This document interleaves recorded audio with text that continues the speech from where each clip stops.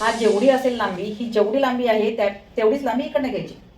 जेवढी लांबी आहे ही तेवढीच लांबी इकडनं घ्यायची. घेतल्यानंतर इथे किती आलं, इथे असेल 20, इथे 20, इथे 20, इथे 20. मी तुम्हाला पहिले काय सांगितलं, मी लांबी किती असो मग बसलो ठीक. पुढच्या शिवाय लक्षात राहील नाही ना.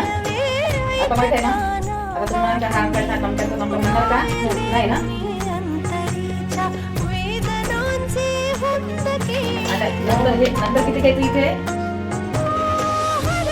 किती सांगितलं खायला 4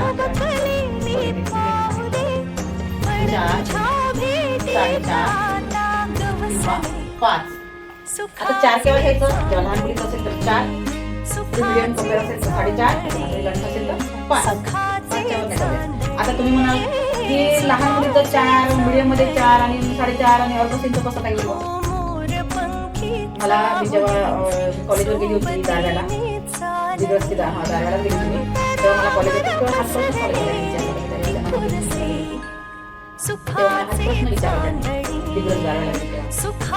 मॅडम तुम्ही सगळ्यांसारखंच कसं काय लहान मुलींचं 4, मग थोडं किंचित हेल्दी असेल आणि नॉर्मल मध्ये 5 सगळ्यांसाठी 5 कसं काय.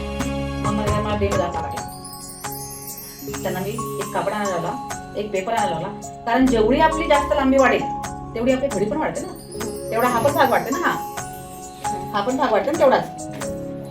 जेवढी आपली लांबी जास्त वाढेल, जेवढी आपली वाढेल तेवढाच हा पण भाग वाढते. जर समजा तुम्हाला तेवढा आहे, जेवढी आपली कमर असेल त्यापेक्षा आपण 2 इंचांनी जास्तच घेतो, ती जास्तच येते. जर वाटलं तर अर्धा इंच कट करता येते, पण पहिले जर आपण 6-7चं कापलं तर तुम्हाला प्लेट टाकावं लागेल. मला मावळीला प्लेट चांगलं दिसतं का, नाही दिसत.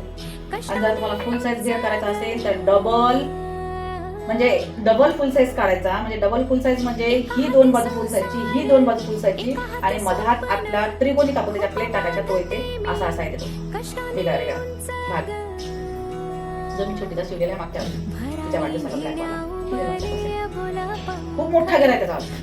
डबल फुल साईज म्हणजे खालचा घेर कमीत कमी तो तिचा, म्हणजे जसा आपला खालचा घेर 9 मीटरचा असते तर 18 मीटरचा डबल. जेव्हा जेव्हा असे मोठे घेर येतात तेव्हा हा इथला प्लेटचा दाब घेऊन जातात. म्हणजे हा त्रिकोण कापून, म्हणजे हा ही कटिंग करताना, हे जे कटिंग करताना नाही तर व्ही आकार करावा लागते असा, आणि व्ही आकार करून याला दाब द्यायला लागते. याला केव्हा द्यायला लागते, ते जेव्हा डबल असेल तर. मस्त करायला जातात तर किती चांगलं.